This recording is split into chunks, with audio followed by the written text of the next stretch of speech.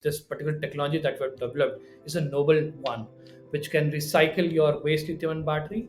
And the whole process is basically chemistry agnostic. What does that mean is, we can recycle your mobile phone battery. At the same time, I can recycle your electric car battery. We found a midway where we have made this recovery of this critical mineral affordable. So this, we consume 1/10 carbon footprint, and at least one fifth the cost of the freshly mined minerals. Hey folks, that was Anupam Kumar, the founder and CEO of Minimines and a 2024 Forbes 30 under 30 young disruptor. His company has developed a novel process for battery recycling that not only reduces e-waste but also the environmental burden due to mining activities. Today, we understand the environmental problem of mining and see how his solution is helping our planet. I'm your host, Vedant Vyas, and this is Positive Planet, a podcast about thoughts and ideas on climate change. Subscribe and join me on this journey to a sustainable future. Hello, Anupam. Welcome to the show. How are you this fine morning? It's amazing day in Bangalore, I guess, and thank you, Vedant, for asking. Let's move ahead with your exciting questions. All right. So, Anupam, I want to start with something that I came across during research. Lithium is the white gold, which is the new term now, on which humans are placing their bets to reduce the usage of fossil fuels because they're used in EVs and batteries and a lot of different use cases. And that actually showcases a glimmer of hope towards a net zero world. Yes. But I came across an interesting problem here that lithium mining in itself is not very eco-friendly. And one of the facts that I got to know was around 2.2 million liters of water is used to extract just 1 ton of lithium. So, Yes. what more can you share about how big is the problem of lithium mining? Mining of all the minerals is very carbon intensive. It's energy intensive system, and it requires multiple layers, multiple people, and which in result is very highly carbon footprint generating process. So how we can see that is, this whole mining industry is necessary, but it's a necessary evil. But it's not. But what, as an concerned citizen, what we can do is to limit it or to minimize it. We can. So these are all metals, right? So all metals are in general are recyclable, and these all the metals are can be recycled n number of times, and its property will remain same as it is, right? So what we suggest, or what we have, or our initiative has been in such a direction where we are trying to minimize the load on mining. So that is, or the dependency on mining itself.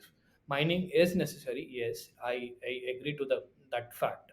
It cannot be replaced, but it can be reduced, it can be minimized, it can be conserved, right? So that is where we can put our focus on.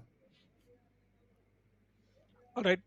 But you just said that mining is necessary. You talked on minimizing. One of the methods is for yours. But what about other minerals? Have we found ways to extract these metals and minerals where we can reduce the dependency on mining, similar to what you are doing? Yes. I'll give you an example. In India, 90% of the lead is being recycled, right? So these are which basically in result reduce the lead mining, right? In same way, aluminium is 100% recycled across most of the countries, right? So this is overall reducing the mining of the aluminium, and that overall reduces the dependency of complete mining, right? So that is how our society has been evolving, right? To recycle and reuse as much as possible. Iron and steel is also being smelted and recycled a lot of times. So that is happening. But in case of these critical minerals, we see them rarely happening, because these critical minerals are coming up in the scrap right now, because as the semiconductors are coming up, There are a lot of more critical minerals, rare earth minerals, which will be coming up as a bulk in coming future. I understand. You just said that critical minerals requirement is increasing. I want to get an understanding of how big this problem can actually become. So let's talk in the case of lithium itself. So with the increasing demand, what requirement do you see from lithium, and how much load can it put on the environment? Very amazing question. As a person, if you observe, we are all surrounded by a lot of lithium ion batteries. Matlab, you, your kids, our grandparents, right? So that is our mobile phones, our laptops, our two wheelers, four wheelers. So it's everything is powered by lithium ion batteries these days, and the quantum of battery, and I'll talk about in India, and only in India, our country is generating around 50,000 metric tons of waste lithium and battery every year, right? And that is only from your consumer electronics first. It's only consumer electronics, your mobile phone, laptops, your power tools and all. Just imagine how much lithium and batteries are going to come up in the coming future when electric two-wheeler, four-wheeler batteries will be coming up as a scrap. So that is the picture. That is, I'd say it will require a lot of recyclers to dispose of those battery waste. Now that you said it, that this much is the requirement for just consumer electronics, why the race for lithium? What is lithium offering us as an element, or lithium, or whatever composite you are making out of it, that makes it a better solution as to everything being concentrated for this particular element? So lithium is one of the smallest atom. So you might have heard कि hydrogen is also a good fuel, right? But Hmm. storing it is a bulky solution, right? But lithium being a smallest and being the most optimized, safest way to store energy. So that is why lithium is irreplaceable. There's no atom smaller than lithium which will create a sufficient amount of energy density in a x amount of volume, which powers your mobile phone, which powers your vehicle, right? Which does not add weight to your vehicle itself, right? So that is why lithium is unique. Lithium is very uh, what to say, it's niche for us for storing energy, I guess, right now. We'll talk about your solution as to how you are reducing the load and on the mining part. But there more innovations that are coming up where we use or optimize the amount of lithium and other critical minerals being used in batteries of different systems along? Any idea about that? Yes, I'll answer both the questions. So, answer your second part first, because there are a lot of other chemistries coming up, and there are a lot of other solution, right? Flow batteries, which can store batteries as well, energy in form of liquid. That is one. Second is metal air batteries. Third is sodium and batteries. These all different type of chemistries of batteries will be used in coming future depending upon end use application, right?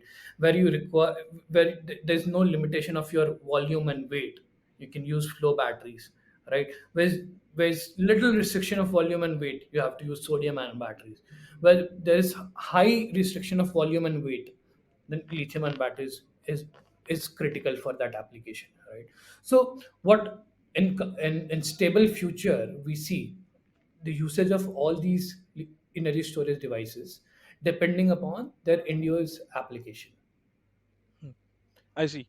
So, in a way, we are trying to optimize the usage of critical minerals by placing them in appropriate use cases. Exactly तब कहाँ क्या Uh, बैठेगा वो अपने आप optimise होगी depending upon people need and requirement. Interesting. So, this is a mindset from from where you are at. You are in conversations with Niti Aayog and probably more government entities as well. Are Yes. they aware of the problem this will pose to communities, to environment in general, and the solution that we just talked of is espoused in what way? Yes, Vedant. So I'll give you where we are today, right now, is due to the help of or support of government. I'll be very honest. So I'm a chemical engineer. I have worked for Bhabha Atomic Research Center, where I was working onto something similar what we have done before, matlab, onto the recovery of these heavy metals there, and something what you have learned and what should be done and what should not be done. And what we have developed right now is developed from scratch. So this particular technology that we have developed is a noble one, which can recycle your waste lithium battery. And these the whole process is basically chemistry agnostic. What does that mean is, we can recycle your mobile phone battery. At the same time, I can recycle your electric car battery. It doesn't, so this technology can recycle all kind of batteries. But the second part is, the recycling is expensive, right? Matlab, recycling of these critical mineral is expensive. But we found a midway where we have made this recovery of this critical mineral affordable. So this, we consume 1 tenth carbon footprint, and at least one fifth the cost of the freshly mined minerals, as compared to freshly mined minerals. So that is where we have developed a very cost effective process. And the third part is, so the whole process, the end to end, from battery to the element, there's no solid liquid gaseous discharge during the process and end of the process. Every output is an Nice. raw material for an industry. Like, it can be used for paper and pulping industry, to cathode active material manufacturing, to catalyst manufacturing, to copper wire manufacturing. So that every component that we recover is a product to any industry, some or the other industry. Anupam, that is fascinating to hear. Uh, and I think the whole innovative mindset that you have put behind it, you and Arvind both, is, I think, what results into such things. And like I talked right now, like, what is the government perspective on this? Is government in some way promoting innovation the way you are doing? So I'll yes. So we have been at very right time, and when we started a lab scale unit. So at that point of time, Niti Aayog asked us to showcase your technology and all. So we showcased them. They saw, they observed, they were impressed. They gave us some fund to scale it up. So we used their funds to scale it up at a pilot scale unit. Using that fund, to optimize those all higher quantum of level, it took another 6 8 months. We successfully did it. So we got an opportunity from Oil India Limited. So they came, they evaluated our technology, they evaluated our input and output feed. They checked the waste that we're generating. They checked everything, and they gave $500,000 grant.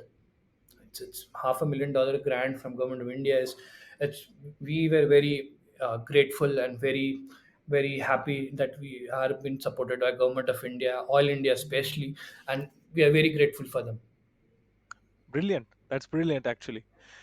Okay, let's shift the discussion towards your solution, towards battery recycling in general. Uh, from what I understood from your website and from the process in general, was that traditional lithium-ion battery recycling also exists. But can you share a bit more on what exactly is the environmental problem with the traditional battery recycling methods when it comes to lithium-ion? Yes, yes. So there are commercially three tech, pre-existing technology that was available from the past 30 40 years before that. First is obviously pyrometallurgy process. With the sounds of it, you understand that pyrometallurgy involves heat, lot of combustion. So in a battery, in any lithium and battery, around 40 to 50% of the composition of lithium and battery is graphite, which is carbon, right? So when you put it into smelting all these batteries, you're converting direct carbon into CO2. So at around 2000 degrees Celsius, you put the complete battery scrap, and you get the residual metal, reduced metal, and all these carbon will be oxidized into CO2, and which is basically huge amount of carbon dioxide in the atmosphere. So that is one of the process that has been pre-existing in across the globe. And this process is, people are using these process right now in some part of the globe, right? Second process is, it's also known as carbothermal. It is very similar to pyrometallurgy, And carbothermal is a process where you might have heard when we process iron ore, smelting, blast furnace, and sintering plant. So that is what as carbothermal process is. So in I'll compare it with iron ore. So iron ore are basically metal oxides, right? So these iron oxides are basically combined with coke or coal or carbon and put it into blast furnace for thermal reduction, right? So when you process battery, you get black mass. That black mass is having these metal oxides, all this lithium, cobalt, nickel are always present in their metal oxide complex form, right? Along with it, you have graphite already present at it, right? You just heat it at around 1000 or 1200 degrees Celsius. What happens is you thermally reduce the metal, right? All the metal are thermally reduced. But there's two losses in both pyro and carbothermal is lithium basically sublimes above 1000 degree Celsius, right? तो Okay. आपका जो ऐश बन रहा है तो उसमें ऐश में lithium भी लॉस हो रहा है वहाँ पे, that is first issue. Second is obviously the huge CO2 emission. Third is you are getting the metals in amalgam form. So these amalgam is not usable by any industry, right? It has to be selectively separated out. So that is again require more treatment. So that is again these two processes are not fulfilling the purpose of recycling. Now, by amalgam, you mean that the critical minerals are all mixed together and then separating it out is a separate carbon intensive process in itself. Yes. So there is a hydrometallurgy process. So hydrometallurgy is a huge umbrella under which there's one process which is organic solvent or solvent extraction process, which solves these issue of carbon emission, selective separation, and loss of lithium. That resolves it, but it creates two more issues.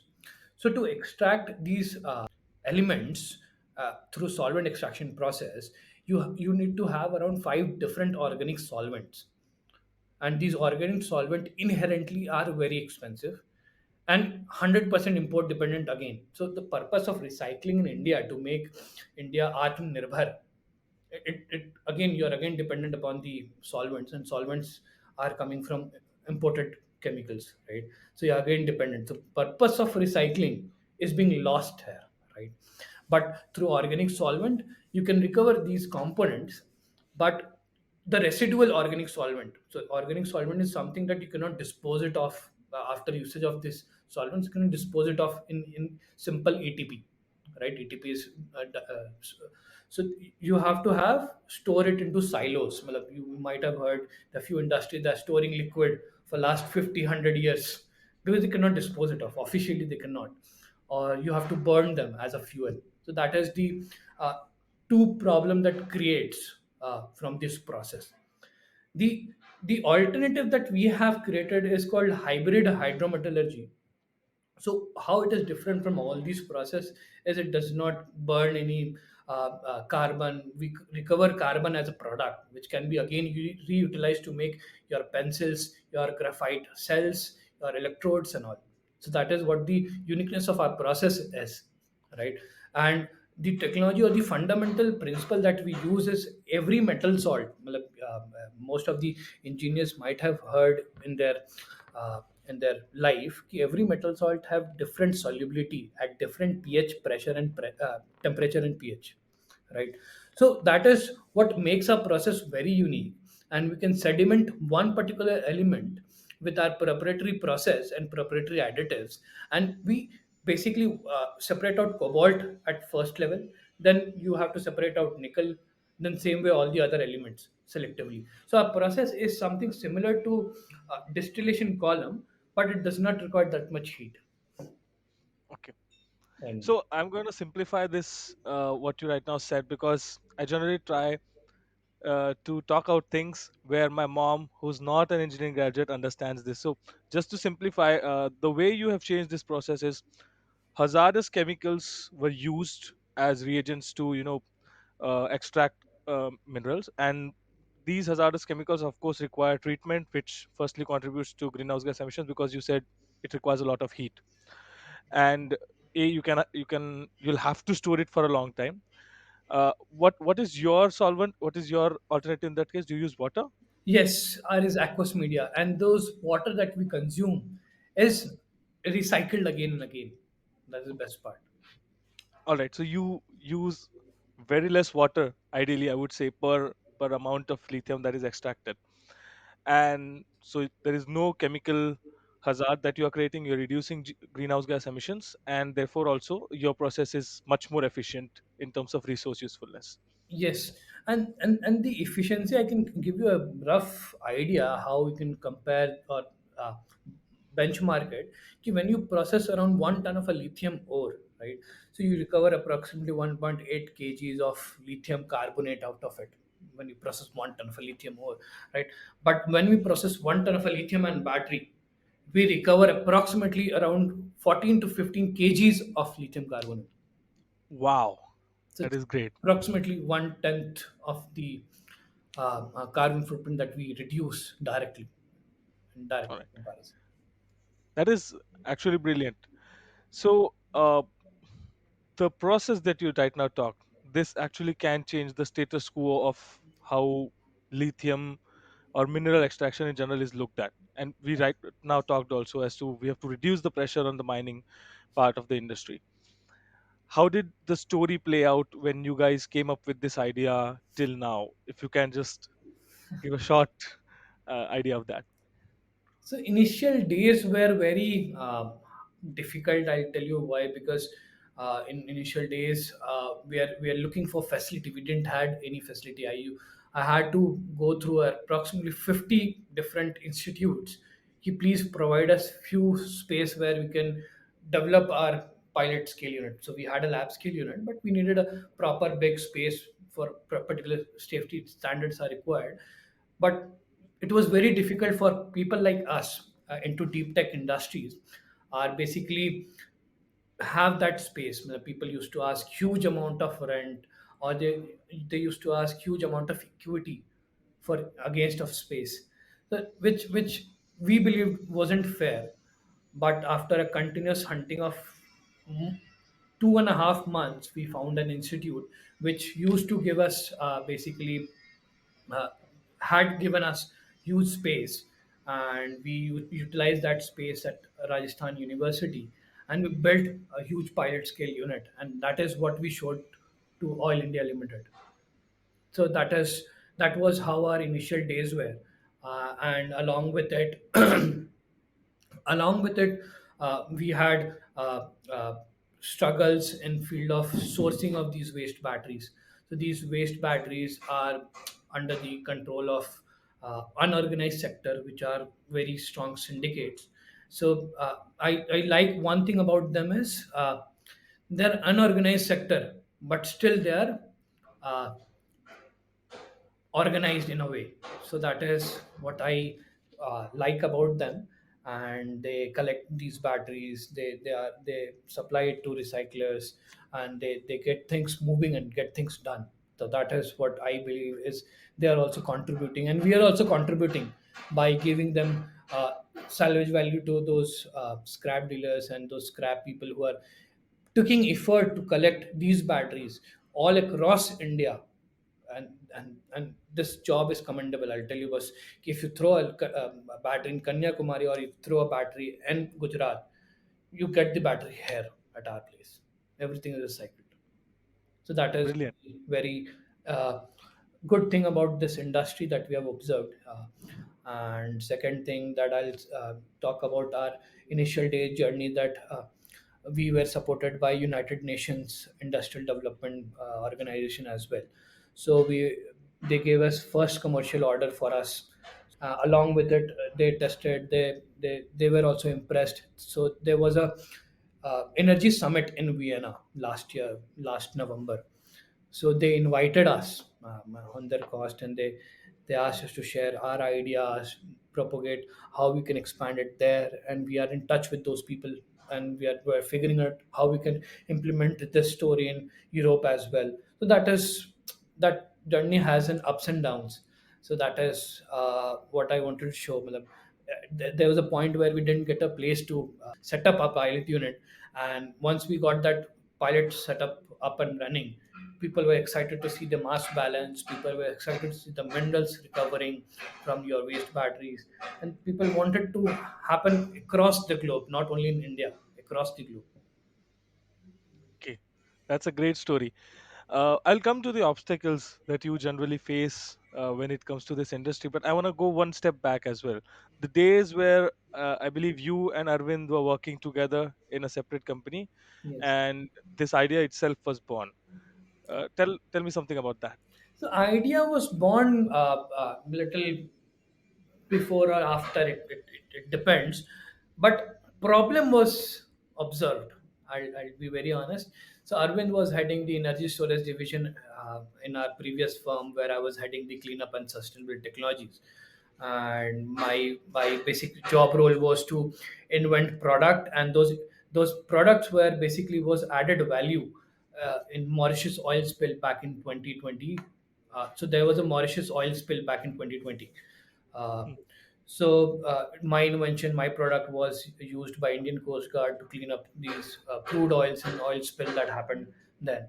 And meanwhile, Arvind was working on lithium and cell manufacturing. And what happened was he used to dispose of these lithium manufacturing waste back then. है ना? It was me who used to take care of those, how to dispose all these things of, right? And I used to give those lithium and cells as manufacturing waste to incinerators to dispose it of, right? And one day it hit to me and was what we are doing, right? Matlab, we are basically throwing all those minerals that we have already used to manufacture it. So that is when I talked with Arvind and I shared him, "Ki, boss, you know what I used to do in bark? I used to recover this uranium, cobalt, and nickel. We can recover something lithium, cobalt, nickel from these waste batteries. I have done something similar in past." So I showed him this is how we used to do it. This is what can be done. So that is when we decided that there's a huge void in the market, and there's a huge void in terms of supply chain as well. Not only as a problem for disposal, but as a problem for raw material as well, right? So that is why we saw the huge void in the market, and we saw ourselves fitting together like a piece of puzzle. He knows what goes into a lithium ion battery, right? He's a cell manufacturing expert in India, and I know how to recover it from, right? I have done the megaton recovery of these uranium, cobalt, and all. So that is where we were in line, and we were very excited, and we in that excitement we left our jobs. We and first thing that you do is you leave Bangalore. So we were living in Bangalore back then, and it was 1718, and we left our jobs and we headed to Arvind's hometown, Jaipur. And that is where all the journey began.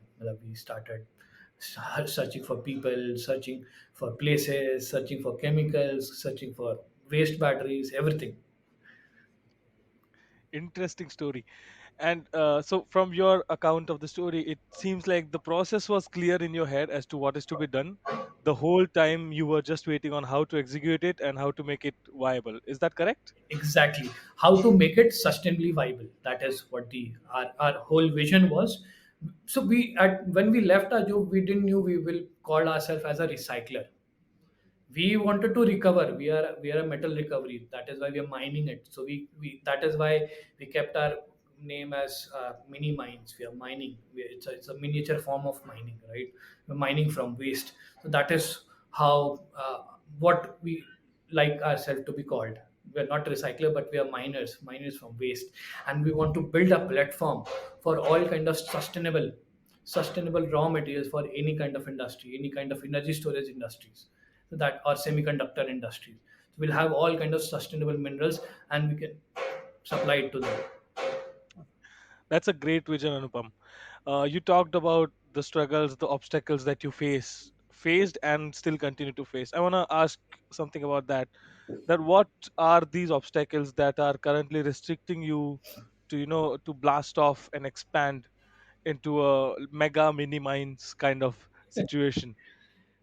So, so first and foremost, in initial days, as I mentioned, space is a challenge, and when we are working with chemicals, when you're working with lithium and battery, people have fear, right? So nobody gives you space. So that was the first challenge that we faced in our initial days.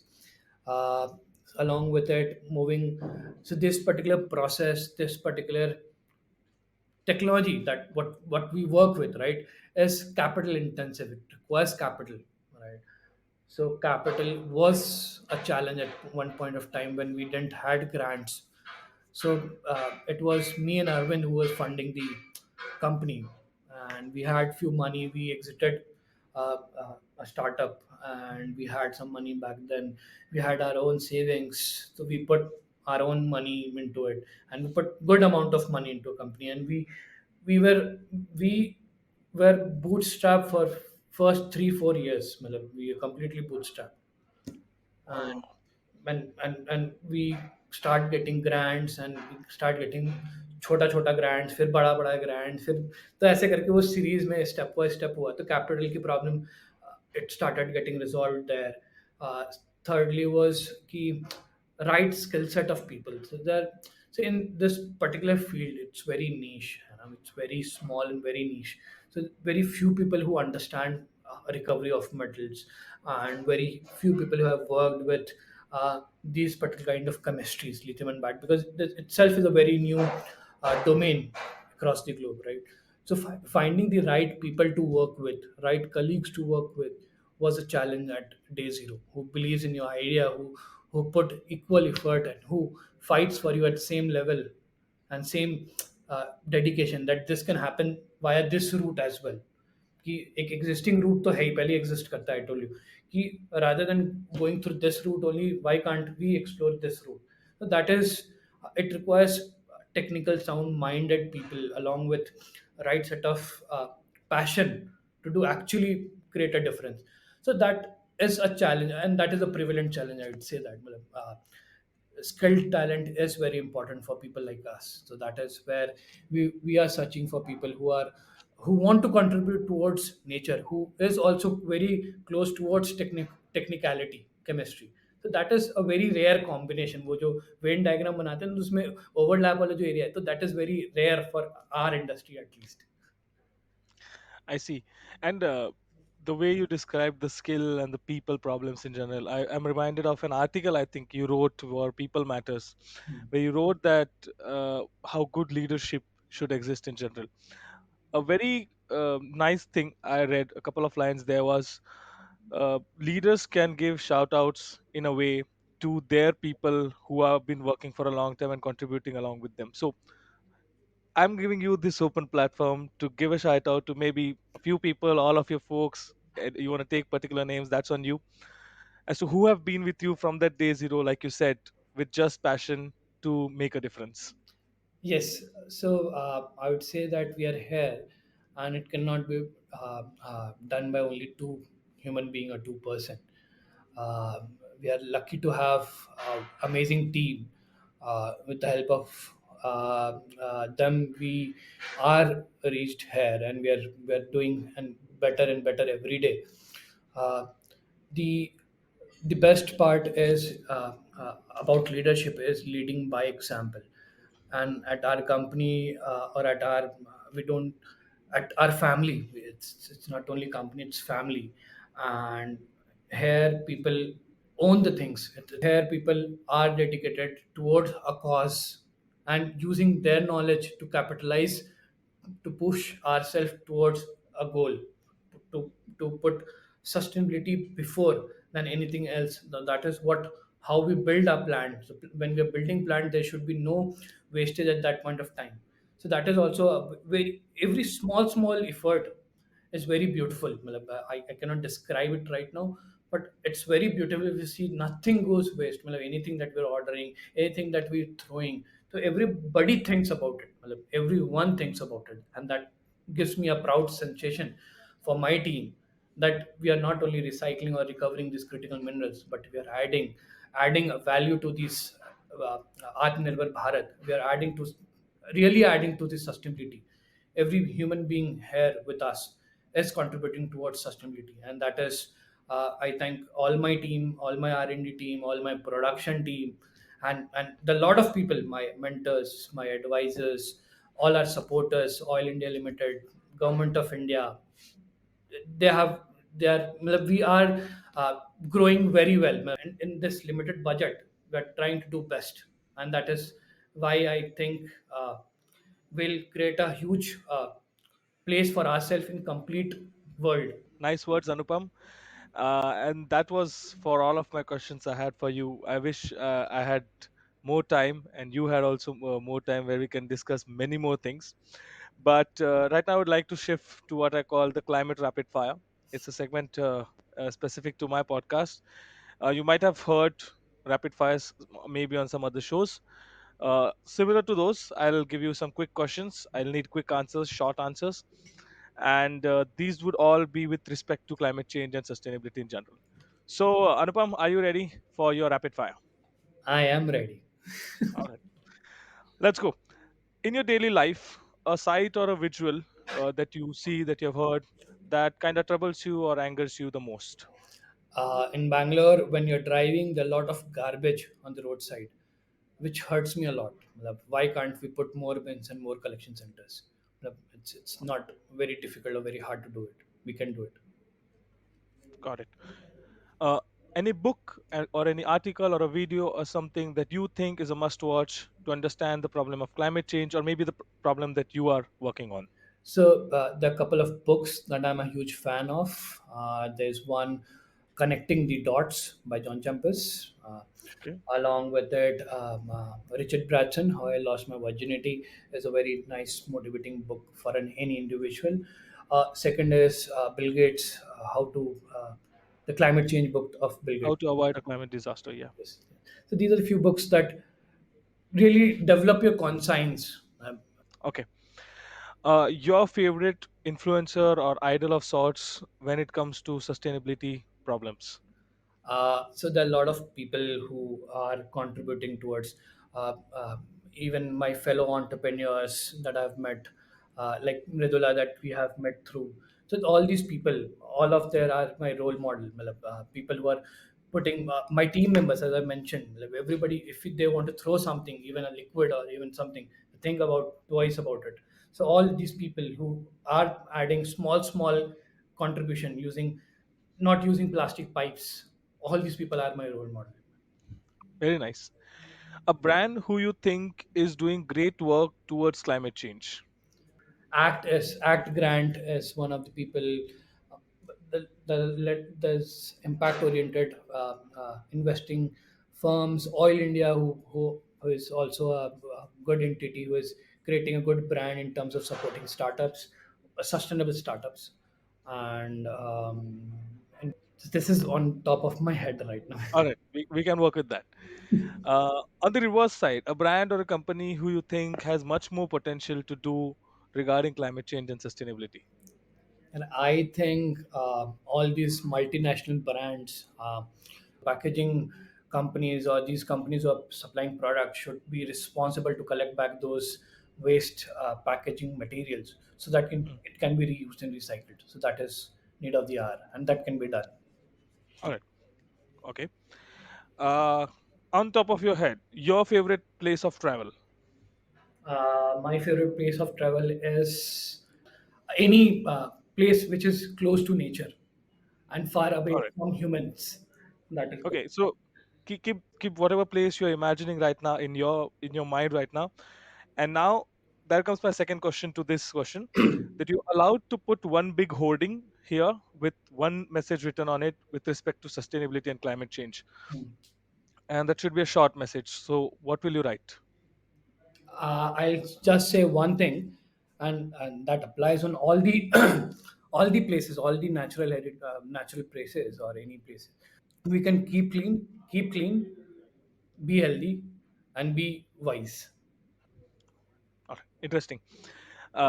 You have a superpower to listen to one of nature's ecosystems like oceans, lakes, forests, etc., etc. What, whose problem would you listen to, and what do you think will be the problem? I'll listen to the problem of Earth, and Earth is or plant or trees. So I think what I can hear from them when I see outside is, uh, we are giving adding beauty to your surrounding, and I'm a tree, and I'm speaking on behalf of them. I'm adding value to you, your health, your wealth, your eyes, your breath. Why can't you keep my surrounding clean? Please do that, man. Please help me. Great. You have the power to interview one organism other than humans. Whose interview would you like to do, and what do you think will be said? This is a very difficult Thank question, you. but I love elephants, so I'll go with elephants. And so elephants are the elegant creature, right? And they're majestic, and they're amazing. What I can learn from them is, or feel from them is, कि अपने में रहो, खुश रहो, मजे करो, चीज़ों को अपने आसपास को अच्छे रखो, सब सही है. All right. And final question: if not for lithium-ion battery recycling and the patented process, what would Anupam Kumar be doing with his life? This I'll be mass communicating people कि how to keep your surrounding better and clean and beautiful. All right. I still do it, even if I don't do this. I'll give an example कि any kid throwing wrapper from your car window, right? So I try to communicate with their parents and their kids as well. मतलब कि यार मतलब you can teach them मतलब this cannot be happen. Even my sister who did once, I parked my car and I asked her to pick it up in the middle of the road, bring it back. So that is what I believe is important. All right. That's great and great initiative again. Anupam, thanks for a lovely conversation. I learned a lot about battery recycling in general, the whole problem, and I hope the audience did too. I hope you enjoyed and would love to meet you sometime. Definitely, definitely, Vedant. Thank you. Thank you. Hey folks, I hope you enjoyed the episode. So do like, share, and comment on what you think of it. I'll be talking with many such amazing people who are saving our beautiful planet. So don't forget to subscribe. I'll see you soon.